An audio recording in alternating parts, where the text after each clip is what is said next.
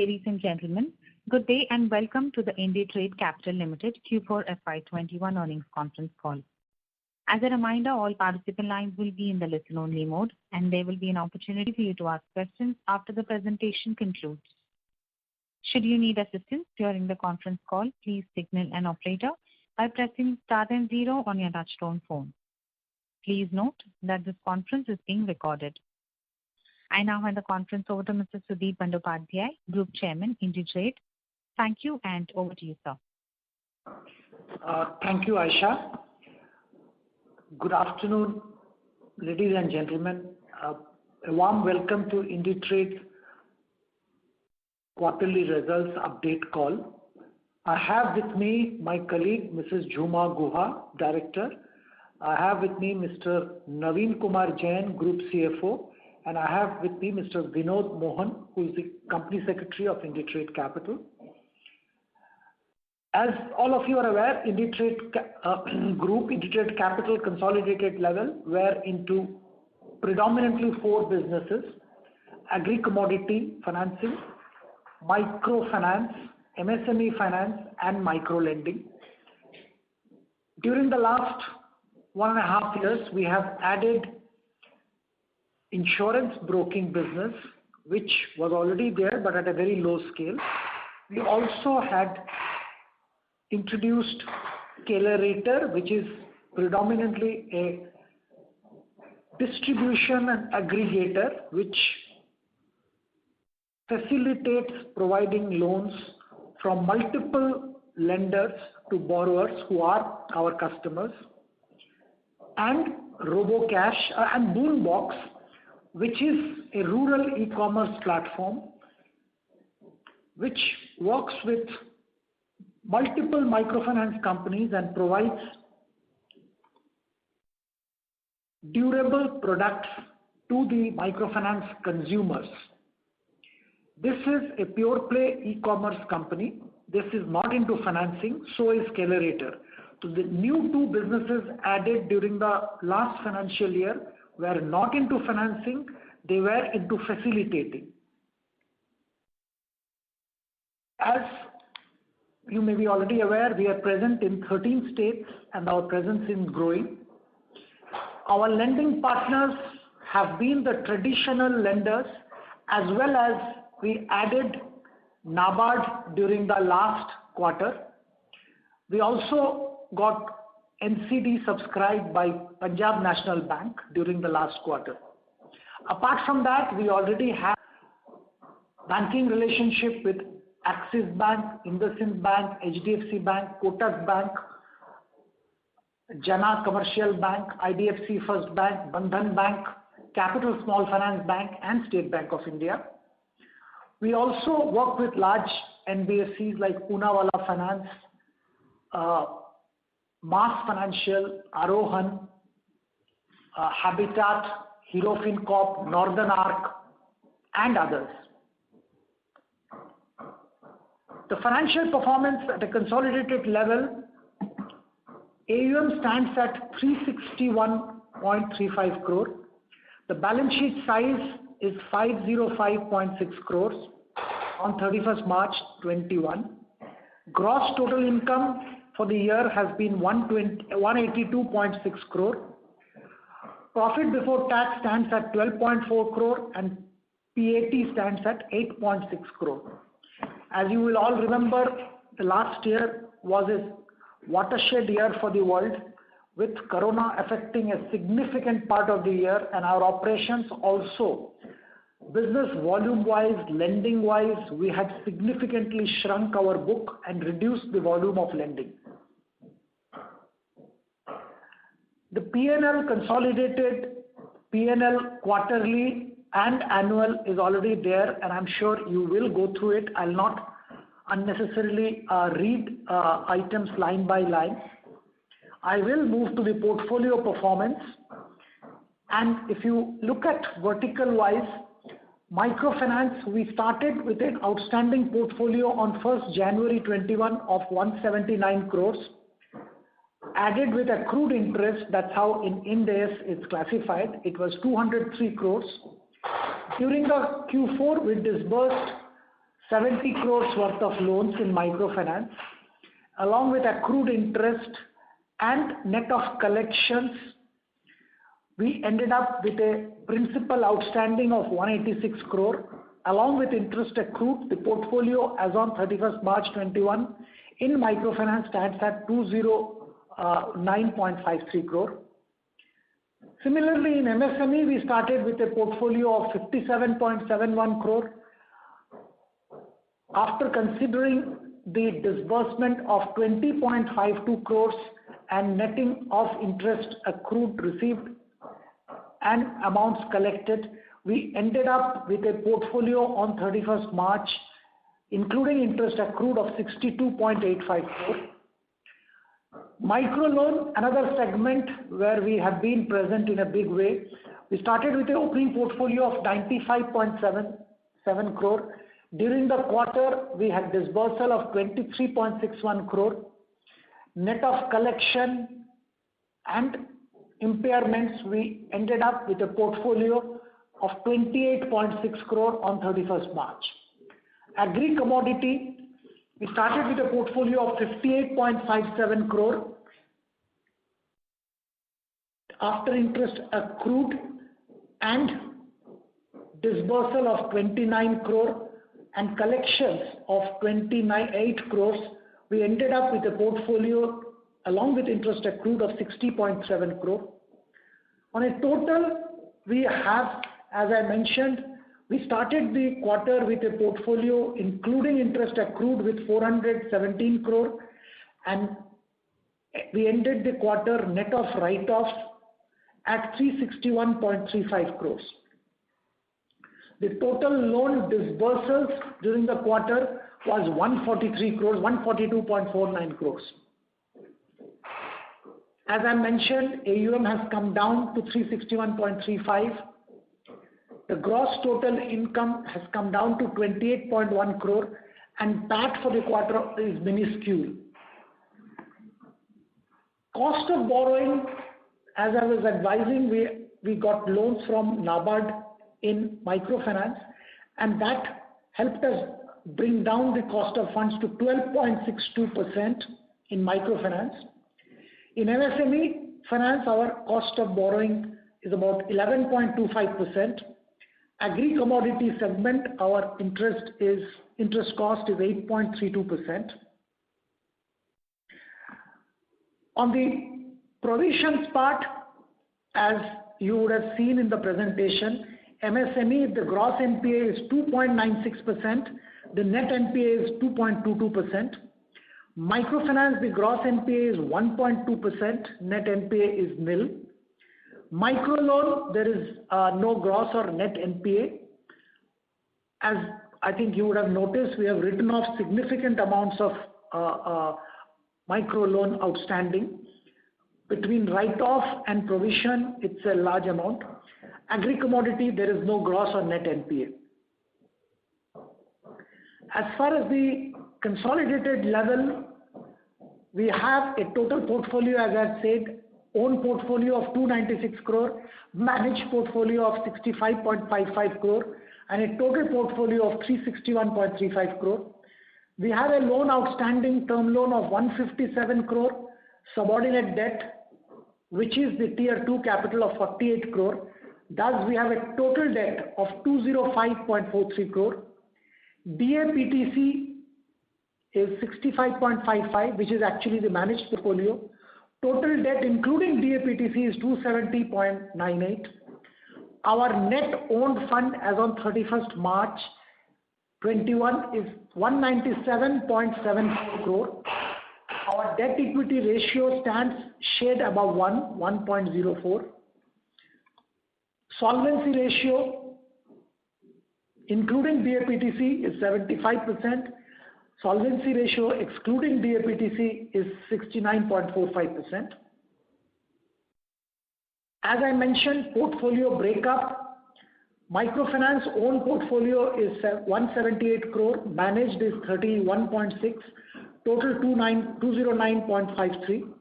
MSME own portfolio 28.93, managed 33.92, 62.85 is the net portfolio as on 31st March. Micro loan, we have 28.6 crore portfolio. Agri, 60.37 crore of portfolio, which is all owned.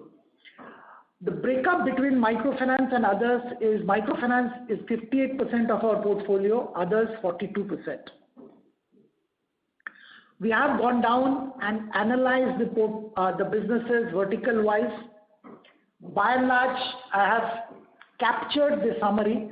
I will just mention that in MSME, we operate in 10 locations spread across tier 1 and tier 2 cities. We have about 60-member team, and we have done a cumulative disbursal in this segment of about 163 crores. In microfinance, we operate in 9 states, 171 active branches. Since April 2017, when we launched, we have done a cumulative disbursement of 931 crore. In the month of April, we crossed 1,000 crore disbursal landmark as well. There are close to 1,000 people managing the business in microfinance. In micro lending, we are focused on providing instant small ticket loans between 2 and 25,000. It's a pan-India operation. We have started the business in January 2019. We have disbursed about 552 crore of loan. There's an in-house team of about 30 people which manages this business. Agri-commodity finance, we operate in select geographies, mandi locations predominantly. We started the business in 2016 and by now we have crossed 1,000 crore disbursement. I quickly capture the new 2 businesses very briefly. Scalerator, IndiTrade Scalerator. This business is into providing loans to customers. Now, these loans are provided by multiple lenders, which may or may not include IndiTrade. Today, as things stand, IndiTrade's group share in Scalerator's business is less than 5%. They are into providing business loans, personal loans, health loans, healthcare loans basically, and gold loan. Gold loan, they have partnership with Muthoot. Business loans, they have partnership with Lending Cart, MoneyTap for personal loans, and many other players. The business has grown remarkably well. They are managing already an AUM of more than 60 crore over the last few months. As you will recollect, we started this business in the month of August 2020. Boonbox, we started this business in a very small way in November. Over a period of time, we have started scaling up. Their number of customers they have serviced has gone up to close to 9,000 customers by end of March. Their point of sale presence has continued to increase and their revenue has continued to go up. Happy to share that in the month of March, they broke even on a month-on-month basis. I will conclude my brief presentation with a couple of important things. We unfortunately have been hit by the second wave of COVID, and obviously business has come to kind of grinding halt, particularly on the lending side. There is very little opportunity and scope for lending at this stage. We are waiting and watching. We will be back in the market as and when things improve and the lockdown start getting lifted. Collections are happening. As far as the month of April is concerned, all our businesses recorded collections above 90%. In case of MSME, April collection were close to 94%. In microfinance, April collection were 90% plus. Other businesses also were doing good.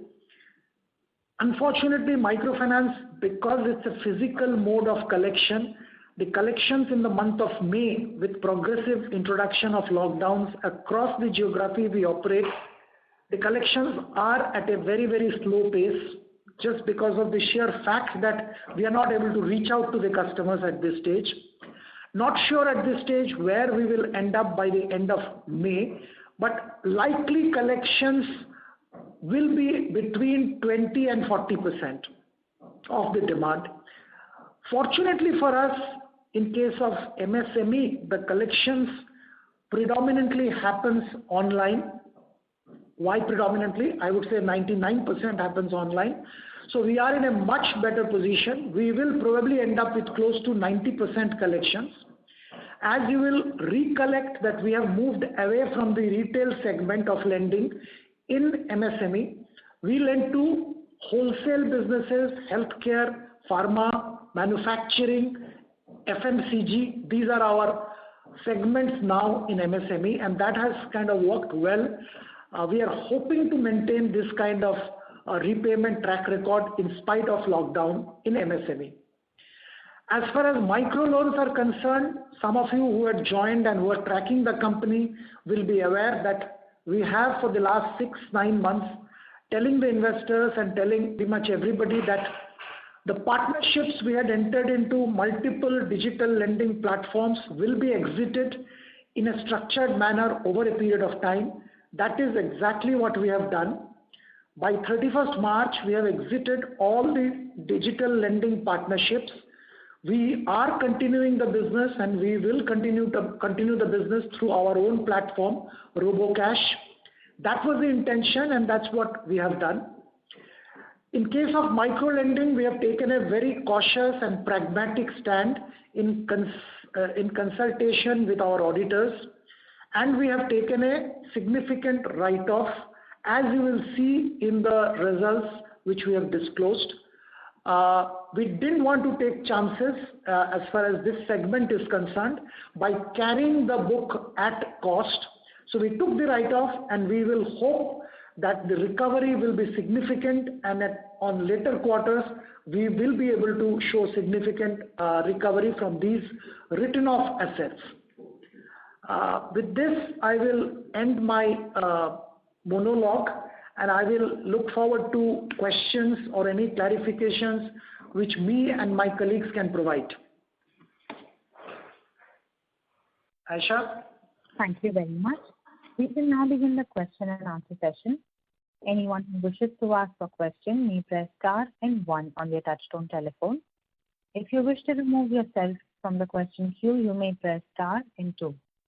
Participants are requested to use handsets while asking a question.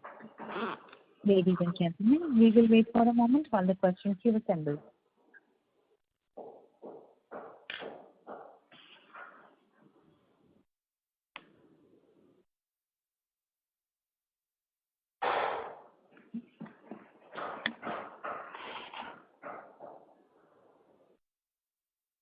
A reminder to the participants, anyone who wishes to ask a question may press star and 1 now.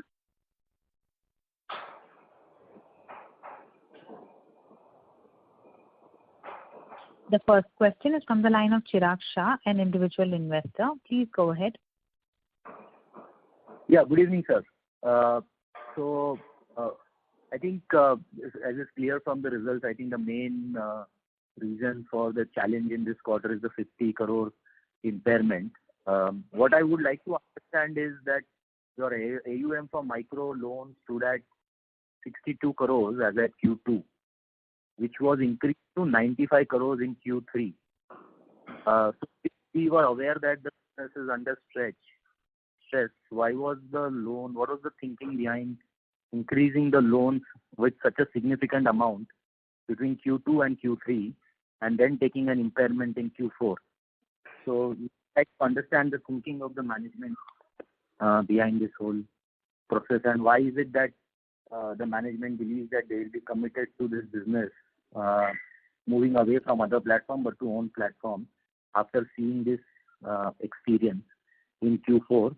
And also, what was the main trigger for the 50 crore provisioning? Was it that these microfinance, micro loan individuals stopped paying, or was there a delay in interest payment? And if you can elaborate on that, please. Yeah, absolutely. Chirag, thank you for asking the question. You see, the world became normal after Q2. Kind of. I mean, we all assumed, wrongly so, that the world is becoming normal. Every business increased disbursements during the Q3 and Q4, whether it's microfinance, MSME, microloans, all of the businesses, we hoped that it will be back. And till about mid-March, I think things were in a kind of good shape, I would say, before the second wave hit us. So that's point number one. So this is not to say that we didn't, there's a problem, and in spite of that, why we disbursed. There was no problem. As such, there was no problem in any of the segments. If you recollect last quarter when we discussed, I think we talked about good amount of disbursal in Q4 and going on to in Q1, Q2 of current fiscal. I think pretty much the world was in the same place at that point of time. So that's point number one. Point number two, why we are going back to our platform. See, we have our own platform which we launched in January 2019. Now the partnerships with other fintech players came much later. What we realized is that we can only do so much. There is a lot of learning to be had from working with other fintech players for a limited period of time, and that's exactly why we joined and worked with them. And this was permitted by RBI and all that. So this is why we went and participated with them. The idea was, even last quarter, I still remember some of my investors had asked me. I told that please be aware that these expenses, because there were a lot of expenses which we paid out for these tie-ups. These expenses and income both will disappear in the near future, because we will be doing all the business in-house. So doing in-house was a strategy which was decided long back. We in fact told RBI in writing, I think by December, that we will exit all partnerships and for some time shrink the business. So this was an agreed strategy.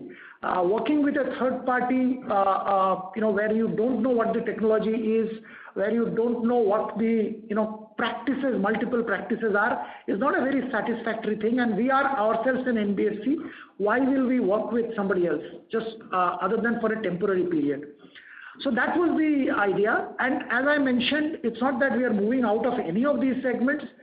Our systems and processes have been refined further and further over the period of time. We will continue in this segment. Now, as far as write-offs are concerned, if you remember, these loans are for a short duration, 15 days, 7 days, 15 days, 30 days. That's the kind of duration.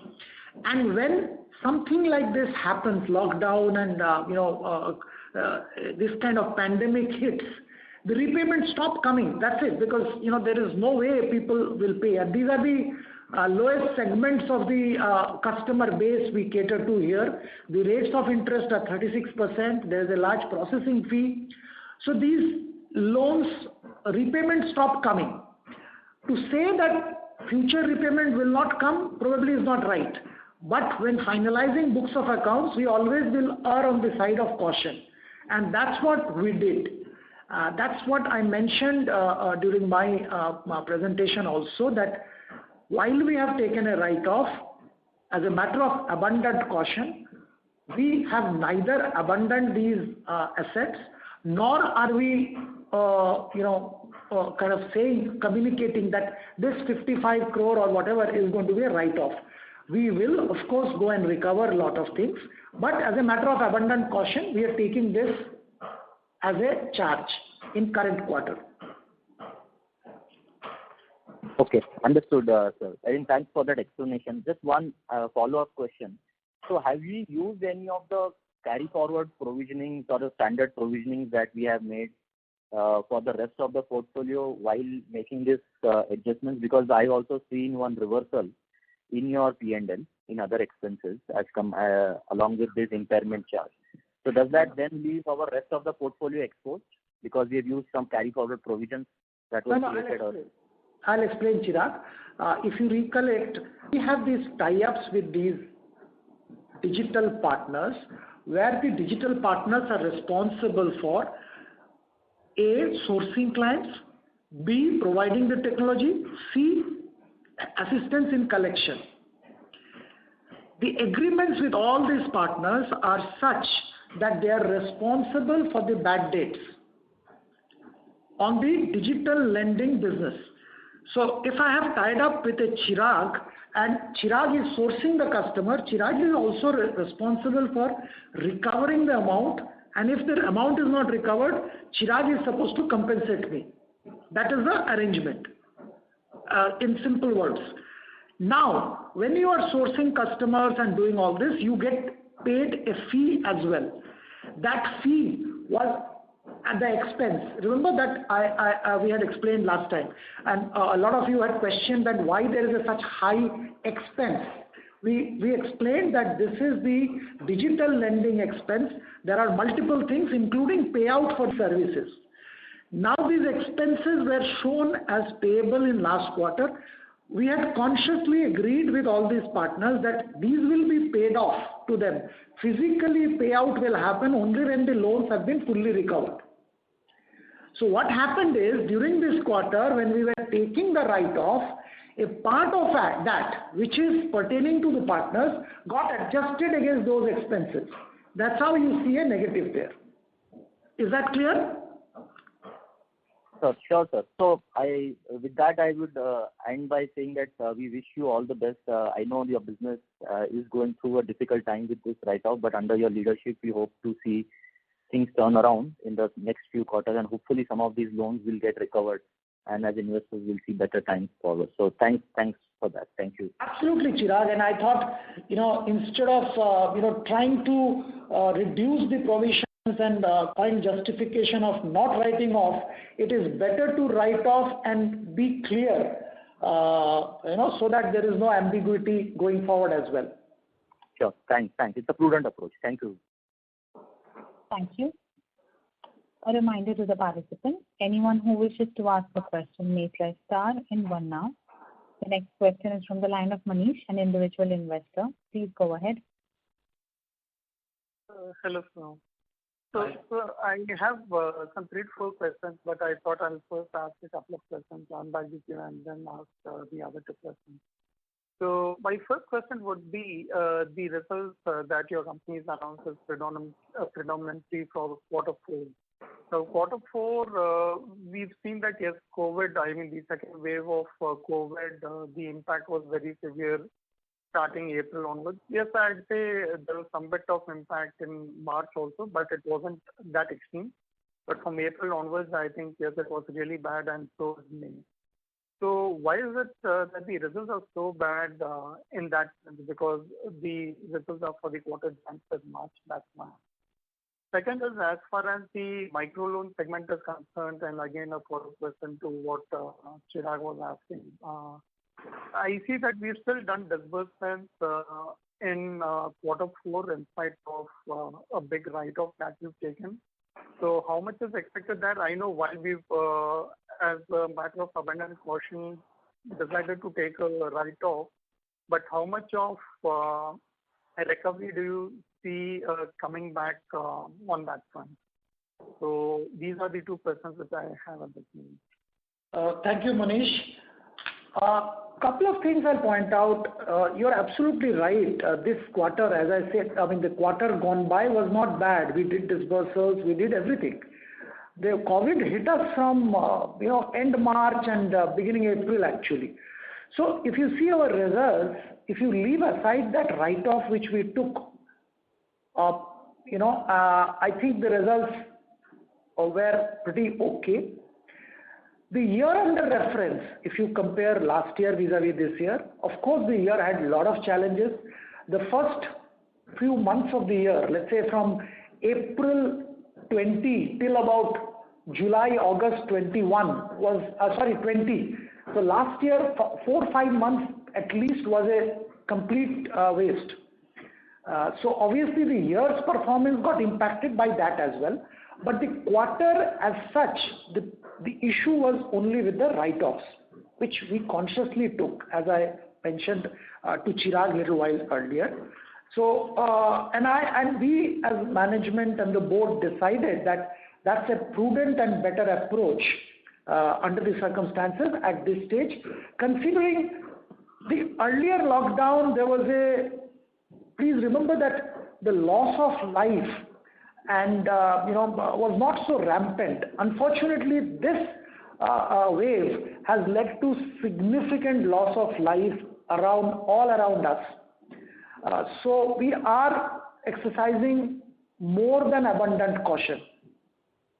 The second point, the difference between first COVID wave and second, is that the rural India and hinterland has got significantly impacted. You will understand that our business to a great extent is skewed towards the hinterland. So the hinterland getting affected, we need to be extra careful, and that's what we are trying to be through our write-offs and and other provisions which we have made.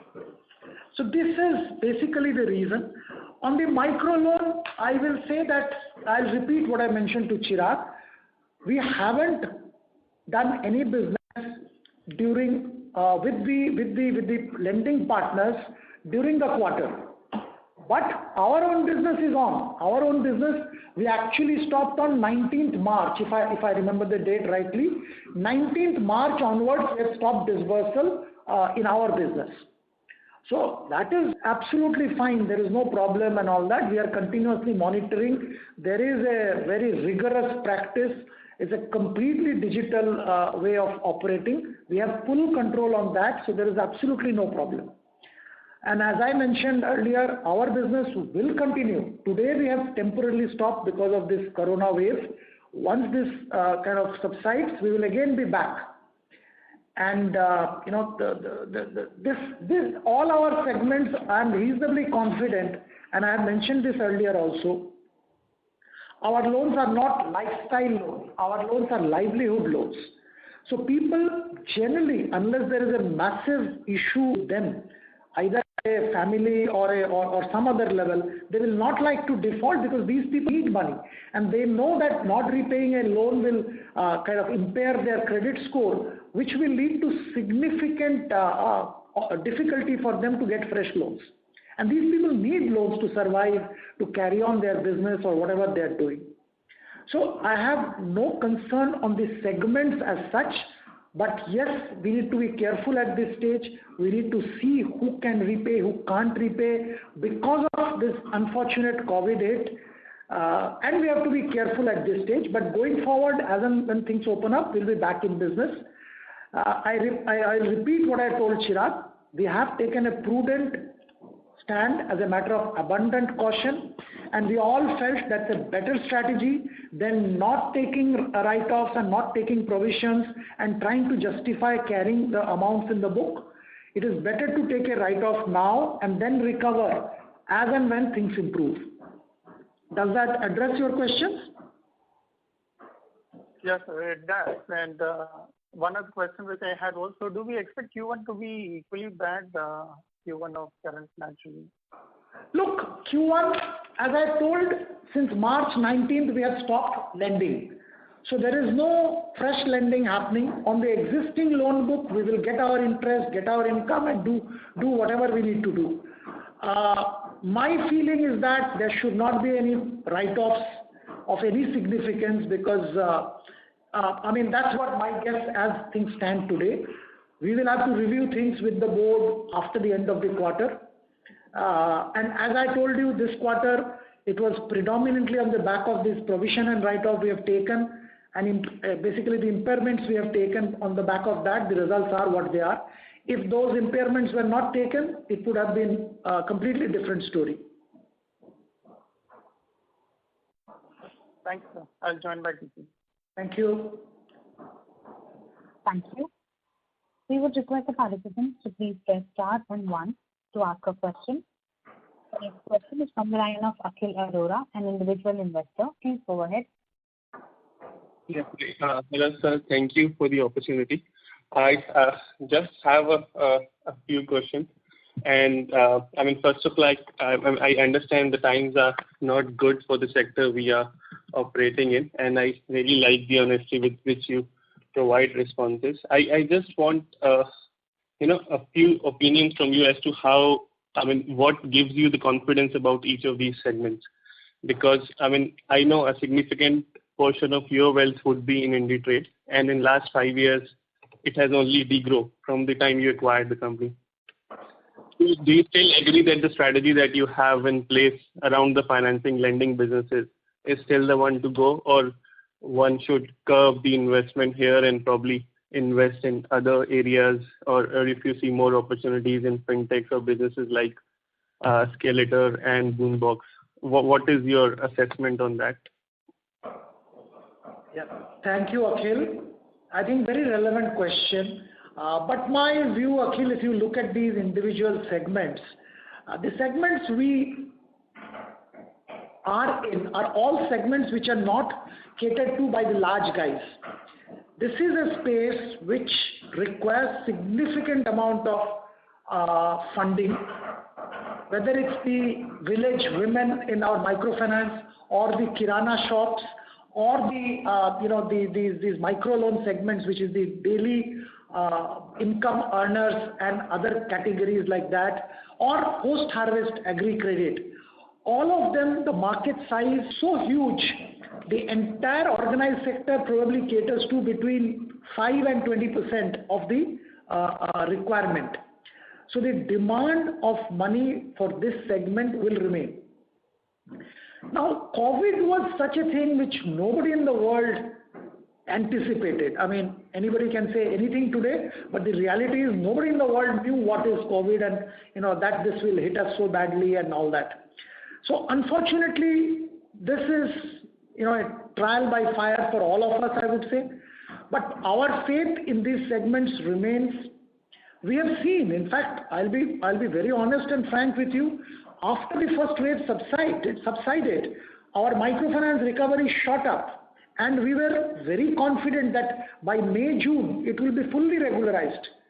Whatever backlog we had during the first wave will be fully regularized. Unfortunately, now we are hit with the second wave.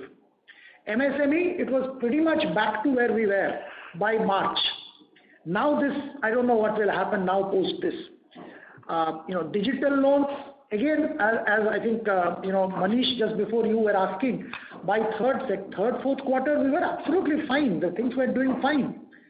Everything was back, and the repayment rates, normally we have 7-8% NPA in this segment, this digital loan segment. Right. It has come down to 3-4%. It was so good, and we were so happy with the performance of this segment. So I don't think there is a fundamental or structural problem with any of these segments. Agri, again, is a great segment. There is too much of competition on the market, and the interest rates are not high. The margins are very thin, so we don't grow the book too much. But all these segments are good. But having said that, I will agree with you that we wanted to bring a balance in our portfolio, so that we have a balance sheet and non-balance sheet play, which is the lending business and non-lending business. We wanted to have a right blend in the same space. So that's how, if you see Scalator, now what does Scalator try to do? Scalator, we can do only so much. IndiTrade lending book can only do so much. There are so many other lenders. Why not we try to serve the customers, same customers we are working with, or a larger segment of a similar customer base by working with many other players? That's what Scalator is doing. And it's a pure play intermediation. So they just earn fees. There is no capital at risk. What is Boombox doing? It's the same. We have a customer segment, and that is a segment Boombox is working with to provide them with white goods. Again, it's an intermediation business. There is no money being put at risk. So your point is very valid, but must remember that we are not at all worried about our existing lending businesses. Fundamentally, they are strong, solid, sound segments. Yes, if this kind of black swan is a too mild a term, things happen. Obviously, there will be turbulence, but we have to withstand that. And there is light at the other end of the tunnel. That's what I would say. Right. Yeah. Thank you. No, that's true, sir. It's just that I think like financing business require more of a hands-on, running the operations versus the other businesses which are more non-linear in nature and non-balance sheet based, like the ones that we have entered this year. and you, from what I understand, you give more freedom and leeway to your business heads to run, and financing businesses normally require more hands-on involvement from the founder is what my understanding is. But I'll just leave it to what you said. And sir, just couple more questions on Boonbox and Scalator. So Boonbox, you mentioned it broke even in March, so that's a good news. I think within a few months we have been able to achieve this milestone. Last time also, if I remember, the reason it got into trouble was the first wave of COVID, and they were finding it very difficult to run their operations. They could not raise financing, and probably IndiTrade was the last resort for them. And I think we pounced on the opportunity and did a tie-up with the founders. So now again we are in the second wave of COVID. So do you see this business requiring some contribution from the company in next few months to sustain, or do you? So what's the outlook on that for next few months, given the uncertainty due to second wave of COVID? Thank you, Akhil. Before I get into Boonbox and Scalator, I would like to also mention that our all businesses are run by individual business heads or CEOs. They have full freedom. They have their own CFOs. They have their own, marketing, sales, IT. So they are all individual businesses. They are run by individual CEOs or business heads. We of course monitor and control things. We have 4-5 functions which are critical, which my colleague Mrs. Juma Guha, she handles legal, compliance, secretarial, controls and everything. She's a director on the board. My colleague Naveen Jain, who's a group CFO, he controls the finance, but they have their individual CFOs, but he oversees everything. My colleague Anand Maliwal, who's on the board as well, he is the chief technology officer, as well as the, he takes care of HR and oversees the businesses. So we play a facilitating and controllership function. The businesses run independently. They have full independence. Okay. The specifics about Boonbox and Scalator, like Scalator, Scalator has broken even. Boonbox also broke even in March. Both the businesses became profitable on a month-on-month basis in March. As far as Boonbox is concerned, the reason for their problems were multifold. I don't want to belabor too much on that, but just to suffice to say that they used to carry a lot of inventory, and that inventory sucked up all their capital, and that beyond a point inventory became obsolete and all kind of problems started. What we are doing in Boonbox is zero inventory model. We don't keep any inventory. We have complete back-to-back arrangements. So let's say Akhil orders or wishes to buy a refrigerator, the model and everything is agreed. You place an order. On the back of that order, a refrigerator, maybe from a Samsung, will be supplied to you. So there is no gap. There is no inventory and trying to sell things. So that biggest conscious problem in Boonbox pre-IndiTrade happened because of the inventory related issues. They also went into a lot of geographies where there were people, there were no business and things like that. All that has been cut down. They operate only in two states right now, which is Tamil Nadu, where it is Chennai is their headquarters, and Karnataka. They also have a skeletal presence in Kerala, Bihar and Orissa. As you will know, we also have strong presence in all these 3 states, so we help them in these 3 states as well. So we don't want any unrelated or unwarranted expense or capital expenditure or revenue expenditure. We monitor those things very, very closely. So I don't think there is anything to worry. We don't have to worry about any of these businesses. They have a very aggressive annual operating plan which they are confident of achieving, but we'll have to see how long the COVID persists. Got it. Thank you for the answer. And on Scalator, I think, so what's the commission that or the take rate that we have on each of the products, and how is the outlook like? I think the growth has been quite significant, and I think a lot of it would be from the relationships that these partners had from pre-IndiTrade times. So how has been the network growing and the outlook ahead for this business? Can this growth be sustained, or what are your thoughts on that? Yeah, absolutely. The sky is the limit here because our model is differentiated. We are operating in, we have access to 400 towns and cities in southern India. They are right now present in about 153 towns and cities in southern India, the 5 southern states. There is scope for significant expansion, and there is scope for significant expansion of our partners also. Today, as I said, we work on the gold loan with Muthoot. We can tie up with Manappuram. We can tie up with 5-10 other guys. On the business loan, we work with Lending Cart. On personal loan, we with MoneyTap, and there are a few other guys we work with. But yes, we can tie up with other people, which will happen as we move forward. Because for multiple tie-ups, we need to have substantial business as well. So we'll do all those tie-ups. I think it is definitely achievable. Significant scale-up is definitely achievable in Scalerator, subject to the COVID and things settling down. Okay, got it.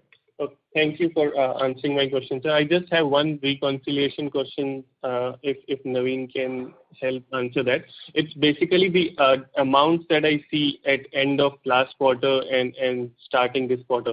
So the numbers are different. So if we can get the clarification for that. So in case of microfinance, the portfolio balance at December end was 200 something crore, and at the start it's 178 crore. So what is the reason for this difference?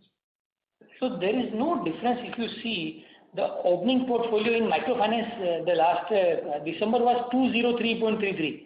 If you see the sheet, if you add the interest accrued, the total gross portfolio will remain 203.33. Okay. So you have bifurcated it into interest accrued and gross portfolio. Okay, got it. Absolutely right. Okay, perfect. Yeah, thanks for that clarification, and thank you again for answering my question. And best of luck. Thank you. Thank you. That was the last question. I would now like to hand the conference over to Mr. Sudhir Bandyopadhyay for closing comments. Thank you everybody for joining and spending Saturday evening with us. I hope we have been able to clarify your doubts and whatever questions. We remain committed to work hard and produce even better results in the coming quarters. With your support and God willing, we will continue to do better. Thank you very much. Thank you for joining us today. Thank you. On behalf of IndiTrade Capital Limited, that concludes this conference. Thank you all for joining us, and you may now disconnect your lines.